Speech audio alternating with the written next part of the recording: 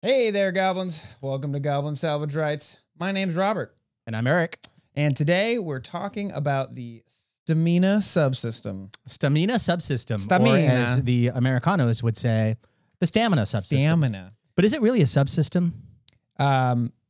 Yes. Okay. I think they call it a variant in the book. What's the difference between a variant and a subsystem? What I think is hilarious is I think in the GM core from pre-remaster, it's a subsystem, and in this one, it's a variant rule or something like that. Oh, okay. I wasn't aware of that. Let me double check. I've had variant on the brain for a while. But yeah, so today we're going to be talking about stamina and it as a variant system. Sure. What it adds, what it subtracts, Exactly. and does it move the dial either way for any kind of game? Yeah. But first, we want to take care of some Business. Patreon. We have one. Give us your money. No, but seriously, cut. First off, I want to thank Jordan, our newest patron. Welcome to the party. Thank you so much, Jordan, for your support. We deeply appreciate it. We're working me all more the time. than this guy. Absolutely. Yeah. Speaking of gratitude. Why don't you give us some, Robert? So yeah, thank you so much, Jordan, for joining the Patreon. Our patrons get access to a special channels on the Discord. We get the direct access to us. We also have one post that goes live every month where we come out with custom third-party content, new class types, and third-party content, as well as deep lore on the Goblin Salvage Rights themselves. We're basically building out our own, not system, but our own like play space, our own world, our own third-party setting, month by month. All of that can be found in the description. I'll link the our guide for the rest of the year. We basically have every month kind of slotted out of what we're going to be producing. So yeah, and we're mostly sticking to it. Yeah, so yeah. Yeah, go check out the roadmap and jump on in if that interests you. Eric would like me to talk about my goblin gratitude this week. I know I said I would do it, and here I am.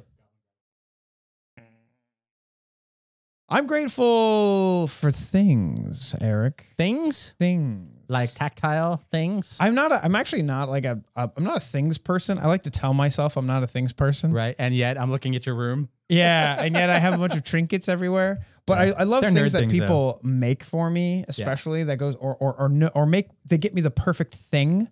So my good friend Vance painted these wonderful like beholder plastic mugs that like hold cans for me. Make them kiss on the last episode. We did.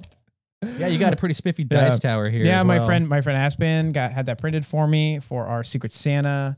Our friend Jacques, who's been on the podcast, prints us 3D things all the time. Our friend Tyler is amazing with rocks and dice. She brought me like these wonderful tiny brass dice that I use like every game session because I love metal dice. And there's this one, she also gave me this like one black stone that is like the perfect smoothness. And I'm one of those like stimming ADHD people. Sure, yeah. So I'll just be like sitting in the game, just like rubbing this rock the whole time, just like nervously. Not nervous. I'm not nervous, but like it's kind of a thing, you know?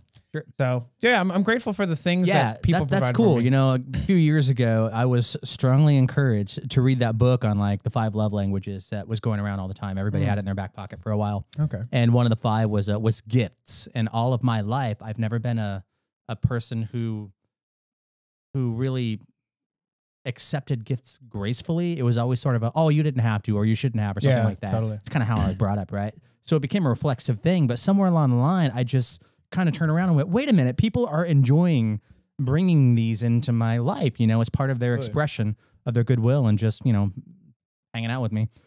So yeah, I love seeing all these things people are making for you. So that's awesome. You know, yeah. I've got my own version at home of this sort of thing.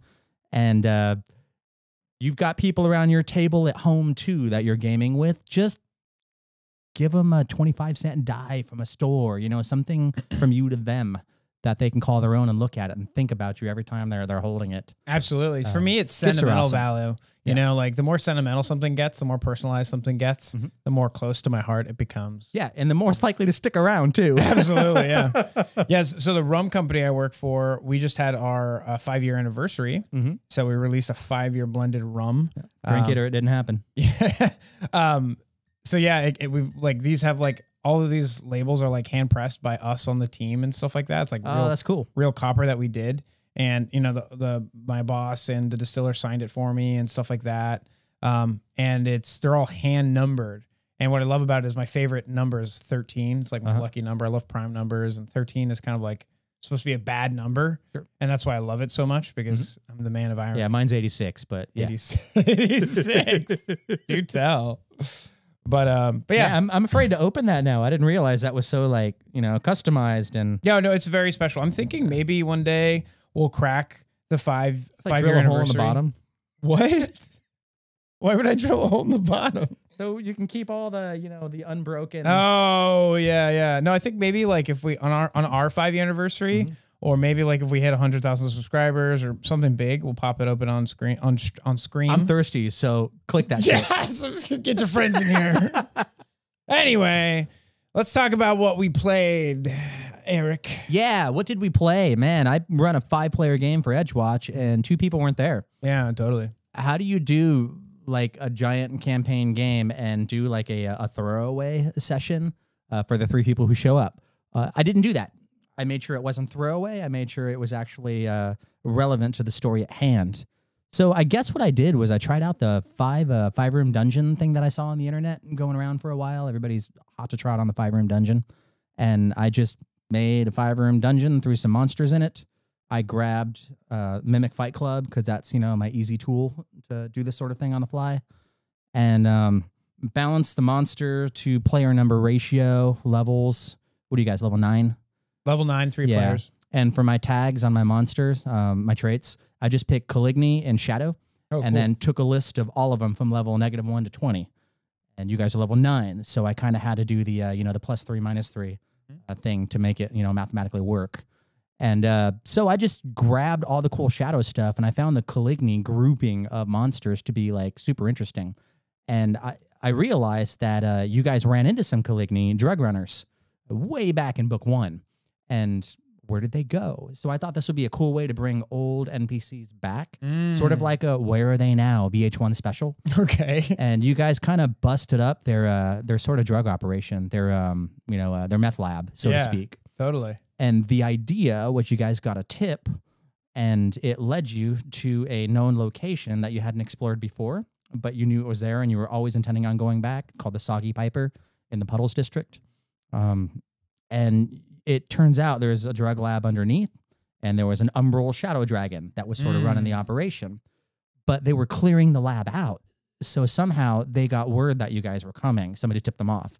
And 80% of the lab was busted down and gone. You know, all the drugs that are nice and neat and, you know, ready to be distributed. Those were the first things to be gone. Right, yeah. But you guys did get a lot of the, you know, the beakers and the cauldrons and, you know, shit like that. And there were still some workers that were left over, still trying to clear the place out, get rid of evidence. So you kind of came in on the tail end of that. And all of that was kind of a red herring callback to the Caligny. The important thing was one of your favorite NPCs was actually captured there. Right. And it ended up being sort of, we're going to bust up this drug operation to, geez, this is a rescue operation. Yeah. And you had a series of choices. There was a shadow statue that was about to create an exceedingly difficult combat with your visibility. Not all of you can see in shadows in the darks and, you know, magic or otherwise. So there was that. There was the Umbral Dragon disguised as a Caligny. And then there was a table that was lowering into the ground. And that had the orc you were trying to rescue. And he was strapped to the table. Do you save the orc? Do you fight the Caligny / you know, Umbral Dragon? Do you deal with the statue? There's only 3 of us here because the other 2 players aren't with us. So which of those 3 do you go to? And the answer ended up being all 3 of them. You each tackled a different one. Yeah, exactly. And it was almost like a mano a mano. Yeah. Kind of like split attention. And that was really exciting and fun for me to do. And it just felt dynamic for me on my side of the screen. Yeah, one player went towards the shadow statue and dealing with the Caligny. Another player went towards the orc, and then I was like descending table. Yeah, buff. Right. And then I You're summoned trying to like help everybody on either side. I summoned like a giant skeleton that like just grabbed the table as it was sinking in and kept it from going down. No, motherfucker, stay. Yeah, it was cool because it was kind of like a ticking time bomb kind of a thing, and everybody, I hope all three of you felt like you were empowered in the areas in which you were participating. I thought it was and fun. You got to make the choice to participate. And it wasn't like, everybody gang up on the one threat. We've got multiple threats. How do we divvy this up? And not enough people. That's fun for me. Yeah, and not enough people, exactly, right? Not enough resources to get the total job done. Yeah. So how much of the job do you leave undone? Right. That's exciting stuff for me as a GM. So yeah, I thought it was really cool session. where like Tyler was like punching the locks because they're a monk, and then also like trying to pick them as well. And then punching them more. And I know. It was kind of like, this isn't working. Okay, try this. No, attack this trait, is working. Attack trait, pick. And your big old guy kind of comes over, reaches around the party monk to hold the table still. Yeah. And, you know, the monk is just going all crazy on this thing because that's her childhood friend that we're trying to save. Yeah. And my favorite reveal, I guess, of the entire thing, you know, spoilers, haha, is that I had a prisoner post with throat manacles, and there's like 5 of them dangling from the prisoner's post, and it's magical, and it's designed to keep you from shape-shifting. So when the players wandered in, they found this shitty little goblin, you know, just flea-ridden, and this poor guy was obviously brutalized and, you know, attached to the post. When the manacles came off, he turned into the goblin dog. And the goblin dog goes way, way, way back to like the first book. Yeah. And it was a beautiful, oh my God moment for Tyler, the party monk. This whole time. This is a part of the monk storyline. Yeah, absolutely. You know, the Jim on the table and Jack, the goblin dog tied to the post. So it was a fun series of misdirections I was trying to get done for 3 players. And I'm always happiest when I'm running for 3 players. 4 is perfectly doable. 5 is unwieldy for me. So that's like, I love running for you 5 guys. It's just hard for me. It's extra taxing. Totally. Someday when Edgewatch is done, I'm getting back to 3. That's really, you want to do a 3 after Edgewatch? Yeah. Yeah. Or maybe That'd a couple cool. of 3s just to make sure everybody gets a chance to play. Yeah. Totally. I hate kicking anybody out of a group, so we are 5. We're gonna ride or die all 5 of us totally, through the end of Edgewatch. Absolutely. But after I want back to 3 for a while. Okay. Yeah. A 3-player game might be fun, especially like if we like so much more intimate. If we want to like run through a bunch of APs, 3-person, maybe with an NPC or something like that. A bunch of APs, that's really fucking ambitious. Tear through a couple APs, you know what I mean? That'd be sick. Yeah, there are a few APs coming up on the horizon, though. You know, now that we're in the War of Immortals. Yeah, okay, so the release happened today. The live stream happened today. Yeah. This is not a podcast episode about the live stream. It's not, but like just a few hours ago, we found out that one of the gods who's on the chopping block is going to get it. Yeah. Is there any reason why we can't say it? Did we not say it? I don't know. I think it's Gorum. I think everybody knows Gorum. Yeah, it's Gorum. Yeah, Gorum. So there's this today, great photo floating all over. I shaved my beard in remembrance of our fallen brother, the Lord of War. Hell yeah. And I'm going to be sad for a week, and then I'm going to shave the rest of this off and get my beard back after that. Okay, cool. But all this is Gorum. Awesome. God, that was a crazy afternoon. Yeah, that definitely so much good was. stuff coming up on the horizon. Oh my, I'm so stoked. New playtest for new character classes. We're going to be talking about that for sure. Yeah. Awesome. So let's jump into the topic before we belabor this any longer. Stamina, the 2-page variant. Yeah, the 2-page variant. So walking into this, I had some preconceived notions of what it was. I really didn't have an understanding of what stamina was before actually reading the chapter. And I was expecting it to create a more cinematic experience for HP. And I think that's what I don't think that's what it actually purports to do. It wasn't by the time I got to the end of it. Absolutely. The second read through. Exactly. Yeah. I had to, it's funny. This is 2 pages, but I had to read it like 3 times. I know, right? Just to really wrap my mind around what's so different, because you read it and you're like, okay, so you split HP in half and that's it. Kind of, sort of. You split HP in half, but the old HP value that you would have had if you didn't use the system. Yeah. All of that is still accounted for in the system. Exactly. It's like I had to read this through the lens of my 4th level fighter for your Kingmaker game. So let's say I didn't have a Constitution bonus and all I had was my ancestry, class, heritage, and all that. So that would be what, like 40 hit points at 4th level, and 20 of it would be here using this system. But the other 20 to make up the number 40 becomes a different pool of points called stamina points. So you have hit points and you have stamina points, and how you interact with those changes the tempo of an encounter. That was hard for me to grok until I got through it 2 or 3 times. Yeah, honestly, I feel like I really don't even understand it fully yet until I play a game with it. Right. I think we have to honestly just play test this. Yeah. Because from my raw reading of the rules,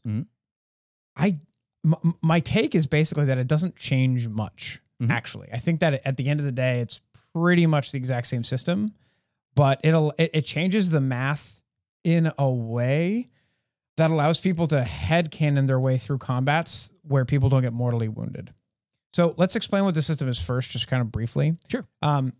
So you gain a pool of points called Resolve, equal to your key ability modifier, special pool of points off to the side, and then you gain stamina and HP. That is kind of like your health pool combined, right? So at first level, depending on your class, you get an amount of HP depending on your level, depending on your class. So if you're, for instance, if you're a fighter, let's say you get 5 HP. Right, where normally you would get 10. Exactly.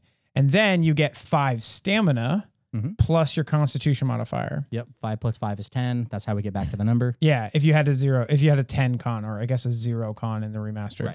Right. But let's say you have a normal fighter with like a 14, a +2. And let's say you have a +2, +3. You end up with 8 stamina and 5 HP. Now, stamina is the same thing as HP. When you take damage, your stamina goes down. And when you're out of stamina, you then start taking HP damage. Right. Okay. With me here? All right. So the only real difference between the two of them is how you regain stamina points. Okay.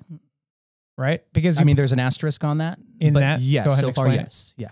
Explain the asterisk. There are spells and actions you can take during the game, both in and out of combat, that affect those different pools of numbers differently. Right. So somebody casting a heal spell can't heal you up to the full, back to my fighter example, 40 hit points for a level fighter in the old days, 20 and 20 using this system. If I have this system and I have 20 HP and that's my cap, and I get healed for 35 HP, none of that goes to my stamina. Exactly. I cap at 20. So the cleric and the bard and all the, the healing druid, all the stuff they're doing healing wise is less effective in the stamina system.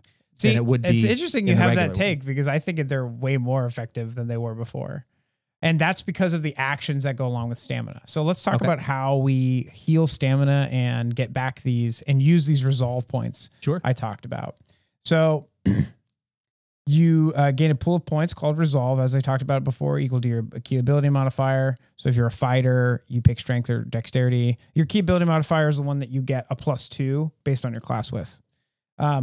These are used to regain stamina points with actions, as well as stabilize if you've been knocked out to 0 HP. To me, the biggest change of this whole system is that you can use resolve points to bring yourself back from the dying condition and come back to life, while also using them to regain health in the fight, or stamina. That seems like a significant difference. Yeah. And I do like it.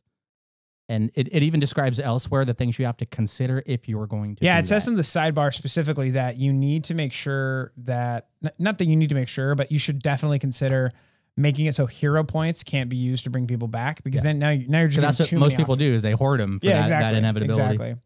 So you can regain all of your stamina points by taking a long rest, by sleeping overnight, period.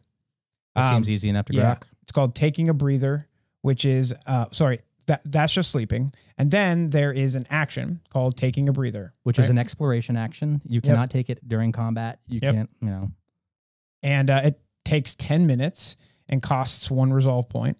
Rallying, that's it. You get back all of your resolve points. So basically, out of combat, you take 10 minutes and you get back your resolve points. That feels a lot like Sorry, getting you get back all your stamina points. Right. Yeah. You spend 1 resolve to get back all your stamina, which is half of your HP. Yeah. Yeah. That smells like the focus system. We're getting your focus points. Exactly.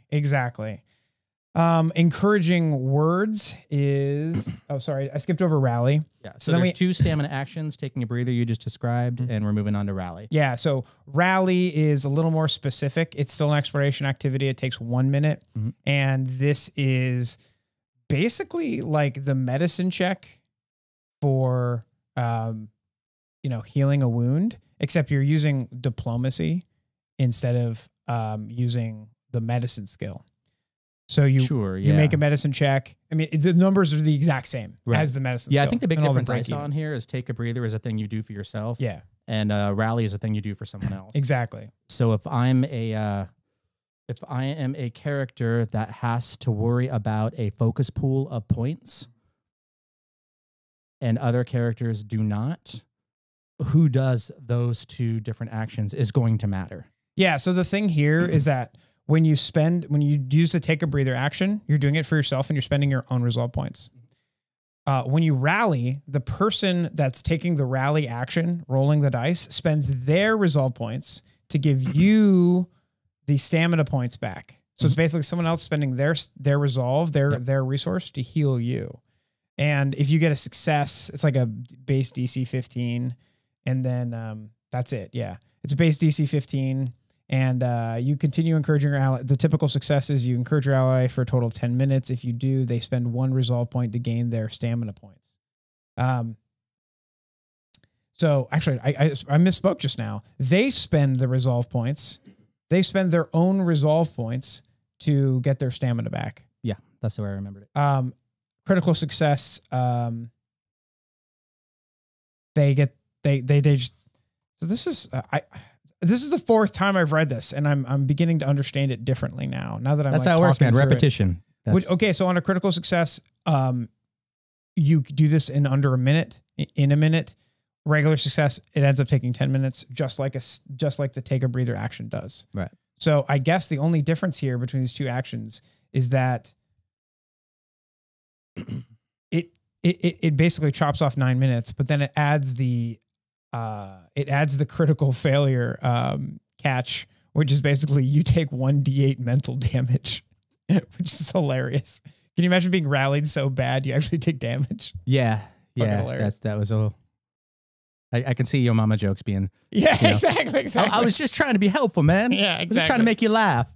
So I think one of the things I was thinking of. That's the base system. Yeah, and then there's 2 feats that go afterwards. We can talk about in a minute. If you're taking a breather, you can't do a regain your focus points action. You can't. So the idea of like me rallying you so that you can spend your resolve to get your stamina back, and you regaining your focus points, those can happen at the same time. So if we're having a multiple scene day where we're having combat after combat after combat, and you just need to get those things done immediately so you can move on to the next one, that can be done simultaneously. Whereas if you are a single individual that has to take a breather, and then at the end of that 10 minutes, you have to get your focus points back. That's another 10 minutes. Yeah. It's another way to kind of block up the time resources you have, and GMs can manipulate that to make things harder or easier for you. Absolutely. And then so the 2 feats that go along with this system are encouraging words. It's a one action stamina feats that they're calling them. Yeah, stamina feats. They're both encouraging words is a skill feat, right? It's auditory, general, linguistic, mental, and skill. Yeah. And then the other feat is called Steal Yourself. Steal Your Resolve. Steal Your Resolve, and it's a general feat. So generally... Do you have to pay for these, or do you just get them? No, you have to take these as feats. Okay. Yeah. It's not like a free archetype where you just get it. No. And the thing about general feats is they're generally more powerful than skill feats. So general feats are better than skill feats. All of a sudden, I like this less. Okay. I was kind of reading it like a free archetype. Yeah, I don't think that's a... Yeah, no, these are feats. You have to take feats. So the thing here with encouraging words is that it is literally the math for battle medicine, except you use diplomacy. I didn't catch that. Okay. Instead of the medicine skill. Okay. So it's basically a charisma-based person doing battle medicine on another person using their resolve to heal them, I think, or someone's whose resolve is used. I can't remember. That's interesting because it allows for healers, I guess, to be charisma based instead of wisdom based, because before wisdom was like one. So in a typical game of Pathfinder 2nd Edition, you either have a caster like a druid casting Goodberry, or you have a paladin casting Lay on Hands. And basically between every fight, your whole party is healed up because you have a way to spend focus points to heal your party, right? That's kind of the general assumption. We're always at full between fights because we have focus points to heal the entire party. In the stamina subsystem, health is bifurcated in half, and stamina can't be healed by hit point regaining abilities, generally speaking. So you've got hit points, which are separate from stamina that can still be brought back. But basically, once you've run out of your resolve points, your stamina pool will be near zero. Because one more fight after you're out of resolve points, and all of a sudden you just have your HP, which is half of what it normally is. Right. And that's when you're really in a boss fight. That's going to be terrifying. That's when you're really on the ropes. Yeah. Right. And there's no way to get back resolve points. There's no way to get back stamina unless you're taking a long, like 8-hour rest, basically. So this stamina system actually creates more, in my opinion, of a hard, grimy, dark kind of game where the DM can really wear down the players over time in a much more bookkeeping way, I guess. Because when you think about it, like if you have a way to always get back your hit points, you're always at 40, let's say, in your case of your fighter. But if you're in the stamina system, if I'm the DM, I can wear you out over time and slowly bring your starting HP at a fight from 40 down to 20. That's about it. That's the main difference. You've done a here. lot worse to me too. Like I've had single rounds where I went from full to almost nothing. Yeah. And being able to be healed all the way back up to near full was a common thing when you had healers in the party. But here, you've got a cap. You're only going half that distance in that combat. You have to leave that combat situation and then spend a minute to be able to get your stamina points back. Right. But that's how do you do that when you got like a troll breathing down your face? And this sidebar over here where it says, because spells that heal hit points don't restore stamina points, it's a little harder to heal up completely in the middle of a fight. This can mean that fights become deadly after characters have been beaten down, possibly causing retreats to be more frequent.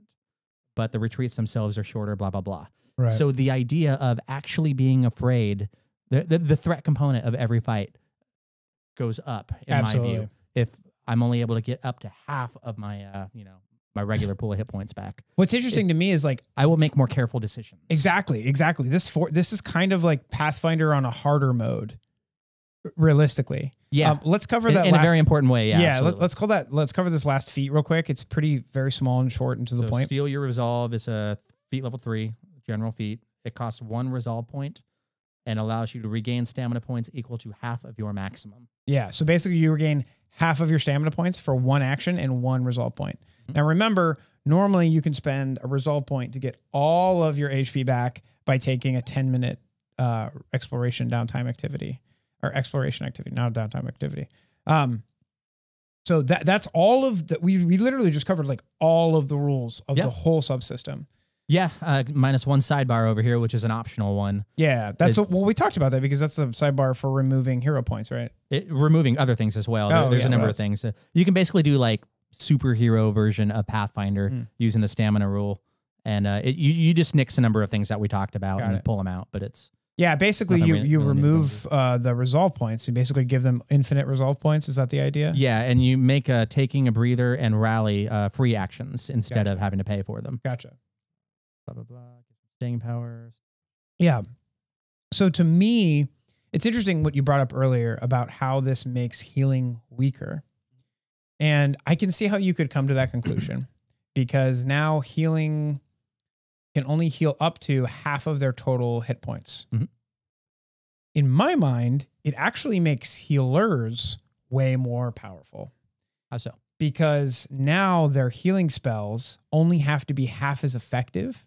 Sure. So I can prep other spells that do battlefield control and stuff like that in their place and focus more on battlefield control than it is like an HP battery the entire time. Is that making healing spells more effective, or is that making the healer more diversified?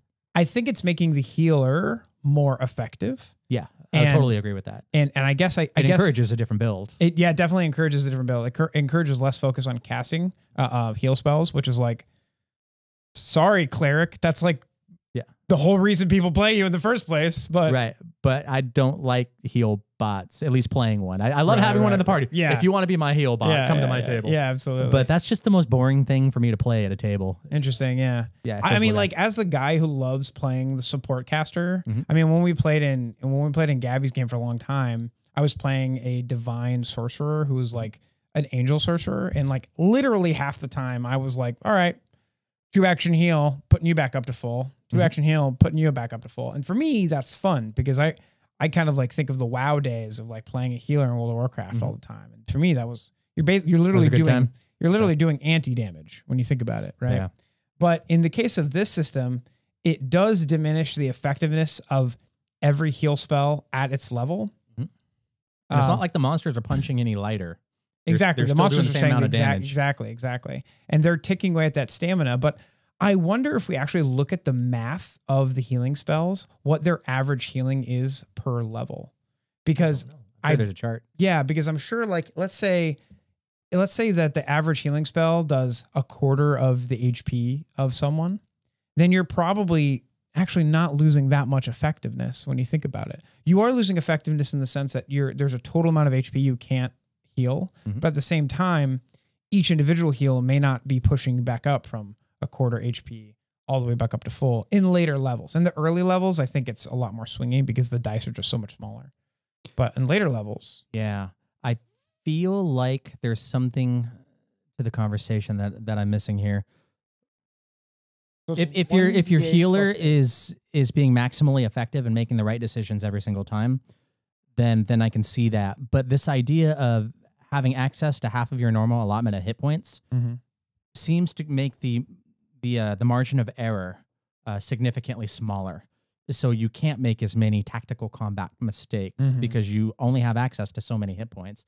Sure, you have your stamina points, but once those are gone, okay, there's a very specific order of operations I have to do in order to not be dead by the end of this round. Yeah, and it's very hard to get back stamina in combat. Like you literally at first level, there is nothing you can do to get back stamina points in combat. All you can do is just fucking pray. and then at second level, one of the charisma people at your party who has diplomacy trained can take encouraging words. And I would probably say that this system encourages a very specific build out of parties in order to be effective. And because it encourages a specific build to be effective, it's going to warp the party composition of a lot of tables. Sure. Yeah. No, that makes perfect sense. See, I don't really care for dungeon crawls. I'm a bad D&D player, but this is a sort of system that would make me want to do exclusively dungeon crawls. Oh yeah, really? To try to work it out. Yeah, because the idea of this isn't even a subsystem. This is a variant rule, and if that's enough to change party composition, your spell book that you look at every day and you create, then it's almost like it's a different gaming experience entirely. This isn't a small shift. What do you think this gaming experience would be good for? You said dungeon crawls. Yeah, GMs like me who want their monsters to actually be threatening. Because, again, I'm pointing back to the sidebar. Healing spells are kind of monkeyed with in their efficacy. And there's a lot more cause for retreats. Tactical retreats are a thing using this system. It's sort of like built in. It's a feature, not a bug. Yeah. But tactical retreats, how many of you guys tactically retreat at your tables? Yeah. No, we put the monster down or Dregrid dies. Close up our books and go home. But this is very much a, you run some, you stay some. It's not like you stay all the time and blah, blah, blah. Expect certain outcomes. See, this sounds like the kind of system I would expect you to want to run in like Innistrad, not Innistrad. Well, Innistrad, all our, that's Magic, right? Magic the Gathering, but like, hey, I got one. But like the vampire setting that you like so much. Oh, Ravenloft. Ravenloft, yeah. Like this seems like a grimy, dark Ravenloft thing, even though when you read dark is my new favorite phrase. Grimy dark. But like when you read the header, that's not what it kind of sells itself as. Yeah. It sells itself as like this, if you want your characters to shrug off hits and kind of it sells itself as a verisimilitude fixing device, when in reality it creates a grimy darky experience. Which is kind of weird to me. I don't know if that was intentional by the writers. I don't either. And it was literally reading this thing 3 or 4 times and having this discussion that I'm finally coming to that conclusion. So is this for us? Is this for anybody else out there? I didn't. It's strange. This is a variant, and it feels like it would change the core gaming experience significantly more than I thought it would. Certainly more than some of these other variant systems. In here. The proficiency without level. Proficiency without level is Grimdark Extreme. Like I read this today, and it really does make the game. It flattens the game in a way much closer to like 2nd edition. I may have to read that. Or like 1 page, maybe 5th edition. To have that kind of effect on a 1-page variant. It basically, I mean, in a nutshell, like the Kurzgesagt of this 1-page variant is basically you get rid of level altogether from the proficiency, meaning you can put 10th level characters up against like a 4th level opponent, and the differential between them is much smaller. So like a big gang of normal people can beat up a 5th level character or a 10th level character in a way that they couldn't have before. So it actually gives you access to larger amounts. Well, I guess it says so right there. Yeah, no, it really, from a mathematics perspective, this is a huge. I'll be damned. I really need to read more of these. But getting back to stamina points, like I think it changes the game in 2 very, very significant ways. One, it shifts the focus from healbot spells to battlefield control more significantly. Yes, I can see that. Which is actually a gameplay style that I would prefer to see at my games, is have the players focus more on battlefield control and manipulation than having one person dedicated healbot. The other thing it does, which I don't like, is that there's already a bias in Pathfinder 2nd Edition, in my opinion, towards charisma-based characters. Yeah, 100%. This strengthens that bias even more, because the only way that you can heal half of your total hit points is 1 feat. Yep. And you have to make what check? Diplomacy. Exactly. Yeah. Not a bluff, not an intimidate. A diplomacy check, which is already the thing that everyone takes anyway. It's like, if you could pick the 3 social traits, everyone goes diplomacy, and then do I want to lie or do I want to be mean? Everyone starts. I think you should be able to swap diplomacy out with intimidation and be a drill sergeant. Get up, get off your ass. That would be awesome. You can do this. Exactly. I mean, honestly, if I were to run this system, that's what I would homebrew at least. Yeah, or bluff. I've never seen anyone be that awesome. Or I would actually change it to the other 2. I would add one thing for the other 2 skills. I would add an intelligence-based one, and I would add a wisdom-based one. Because I know, like, right now, wisdom already has battle medicine, but imagine, like, imagine, like, a cleric giving you a religious rallying cry. You know what I mean? Or maybe a wizard giving you a society check, being like your forebears, calling back to your ancestry and the strength of your ancestry or something like that. Talking about the culture you're from and stuff like that in a rallying way. To me, I would much rather see at least intelligence-based people be our characters, people. Hey, PCs are people too. Yeah. But yeah, I'd much rather see int and wisdom be allowed in the context of the system. rather than just having more focus on charisma when the game is already so charisma heavy. I wonder if there's a reason they did it we're just not seeing. If anybody can think of one, please let us know. Yeah, let us know in the comments if you see the game breaking because of by allowing intelligence or wisdom. I can kind of see the argument for wisdom in that battle medicine already exists and wisdom already has a place in restoring hit points. Sure. But I do not see an argument against intelligence. So that's my 2 cents here. Is that it basically takes the focus away from heal bots, which is good. But it also creates more charisma supremacy, which is charisma supremacy. Charisma. I mean, that's what it is. It's what it is. It's charisma normativity. Yeah, exactly. All right. Yeah. Those are my thoughts on stamina. That is pretty much it. Just to go over a couple of points to make sure we drove them home. Stamina points. We can think of stamina points as energy and readiness. That's how they recommend it. You lose your stamina points before you lose your HP, so it's kind of like a shield or a buffer. And you can get your stamina back and continue to get that buffer through clever execution of actions. You have a batch of resolve points, which they describe as representing your grit and luck. That's equal to your key ability modifier. If I'm a fighter and I got my +4 and strength, I've got 4 resolve points. You spend them. You got your stamina actions. There's 2 of them. Take a breather and rally. One you do yourself, one you do to your partner. You have stamina feats that apparently you have to buy by paying through the fucking nose. Oh, okay, it's not that bad. I want my feats in my my character class. Okay, the skill feat is very low price, in my opinion. The general feat is a little more expensive. Yeah. But the skill feat is not that bad. Not that bad. Don't think they should be free. We'll make them free in your game. You know I will. Mean? Yeah. So encouraging words and steal your resolve are the 2 stamina feats. And God, what else is there? That's really it. That's the whole system. Yeah, that's the whole system. It seems like it would shift a lot of math for being that little. There's some math that definitely shifts, but I'm being careful to speak here. The math changes depending on your table. Mm-hmm. If you have a 1 fight a day table, the math barely shifts. Oh, sure. Right.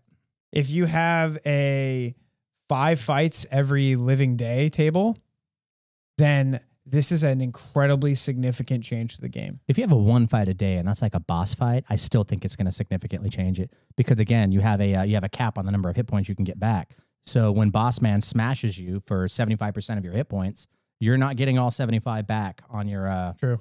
On your subsequent heal. That's a good point. So it's definitely going to alter the round by round by round damage thresholds you're willing to accept. It's definitely going to cause more conservative play styles. So, for sure, yeah. And again, the tactical retreats are going to be more of a thing. Exactly. So that also makes me think that terrain should be an important consideration. Absolutely. The things that, not speaking for anybody else here, but like at our tables, there's not a lot of like hide and take cover and, get prone and, the other kind of actions that you, that I don't see at the tables I'm at. Something like this kind of means you got to go back to your basic actions and get more familiar with your basic actions because the game just got like, I don't know what the percentage is, but more tactical. What I just realized is this also creates a big emphasis on summoning spells and damage mitigation spells. So using shields becomes far more important. Sure, and summoning monsters so that they can take HP. Any way to defray the accepting of damage. Exactly. Yeah, you're right. I could see in a boss fight, depending on the boss fight and the style of gameplay, depending on how hard the DM makes their boss fights, if you will, I think this could be even for once a combat days kind of tables. Sure. It still changes the dynamics significantly, but I really don't see this system shining unless you're at a table with like at least, I want to say 4 combats a day so that all of your resolve points are used. And maybe once you get that general feat at 3rd level, you're going to be burning like 1 resolve point during combat, 1 after combat. So maybe by the 3rd combat, you are out of resolve points. That's what I want to see. I want to see how it changes the party's mentality once you're out of resolve points, really pushing down players' ability to, I guess, breathe and, you know, catch a break. This is very reminiscent of like Darkest Dungeon, actually. Sure. Yeah. The video game. Good comparison. Yeah. Yeah. This with I want more retreats. At my this table. with a sanity system on top of it. Have we gone into the sanity system Would at all? be nuts. There isn't a sanity system variant in this, is there? Oh, okay. I don't know. I don't remember. I thought you seeing were it like anywhere. calling something out that I. Well, I I mean, missed. we had one in Pathfinder First Edition. Yeah. Oh, Sandy Peterson's Cthulhu Mythos. They did a Pathfinder Second Edition version of that, and that's all about sanity loss and all There's that. so many good sanity systems out there. It's like it's a fun mechanic in my opinion. I think I might be turning to Ravenloft when we're done with Edgewatch. I mean, I pick a different setting every time I make that statement. Eric. But yeah, just the idea of like there are tools to make it happen, even if it's not like, you know, the core PF2 experience. I say for Ravenloft, I would do 3 things. I would do stamina system with long days where there are multiple combats a day, not a lot of sleeping. Things are coming at you, kind of coming for you. You're being hunted a lot of times. And when you do finally find a reprieve to hide and sleep for a day in someone's house, it's a huge sigh of relief. Then I would tack on the proficiency without level system. That's going to make it so that even if you run into a couple wolves in the middle of the night, you have to be on alert, because now those wolves, even though you're 6th level and they're 1st level, can still fuck you up. And you've got stamina to worry about. So you really have to manage your stamina in that case. Now you're playing very defensively. Take all of that and combine it with the automatic level progression from magic item variants. I don't really know the mythos of Ravenloft too well. How often is it do you actually get a hold of magical items in Ravenloft? It's low magic. It's a low magic setting. So it's in a low magic setting, a low or no is kind of what I like to think of it of. In a low or no, magic item variants on top of that is really going to sell the magic items are rare, because then you're going to be able to hand out magic items. And then it's like, because your power level is pretty much already kept linear with the way it's supposed to be, quote unquote, in Pathfinder, when you end up getting an actual magical item on top of the magical item variant system, it's like, it'll make a difference. Bam! You have this new resource that you didn't have before in a world where resources are scarce. You can feel like you can compete. Exactly. Yeah. I would say that those 3 systems in combination would we need to revisit that, because that's worth some one-offs, one-shots. Absolutely. And like, I've been thinking a lot about making my own Grimdark setting recently and making some notes, creating some ideas. I've been replaying a lot of Elden Ring, and I've been playing a lot of like Dark Souls, kind of like going back to those classics, because Elden Ring is about to get its expansion. And I want to steal a lot of the ideas and flavor and kind of that like Eastern meets Western mythology that Elden Ring has, and inject it into TTRPG. But the whole idea of Dark Souls, you die and come back to life system just doesn't sell. It won't sell. It won't play well at the table, I don't think. It's a kind of system that plays well in a video game because it can automatically reset everything. But dying and trying in a tabletop role-playing game, it's not an RPG thing. It's a board game thing. It's a video game thing. Miserable. Yeah. At the table. So the only way sounds comical. Yeah, actually, yeah. So the only way I could probably recreate that is just actually having a sense of loss with these 3 combinations of systems. Yeah, you could just reskin Tom and Jerry and use that every time you get hit with a frying pan. That's death. Yeah, absolutely. And you come back and you have, you're missing all of your XP up to the next level. I guess my favorite part about this variant system is it gave me a chance to crack open my old game mastery. Yeah, because it's not in the GM core. In the GM core. Yeah. I spent like 20 minutes going, am I stupid? I can't find it in the index. It's not in the table of contents. Is this thing even a subsystem? Oh, no, wait. It's called variant in the other book. Yeah, and they don't have... But there's no variant section in there. They don't have variant rules in the GM core. Because... Is that true? I mean... Running the game, building games... Oh, wait, variant rules are page 82. Yeah, that's what I thought. But what do they have there? I wonder. Let's find out live on camera or all of our people. Yeah, because there's like 10 variant sections. Variant rules, we've got one. choosing variant rules, automatic bonus progression they've got in here. They've got level 0 characters, free archetypes, proficiency without level. Oh wait, was it just not in the contents?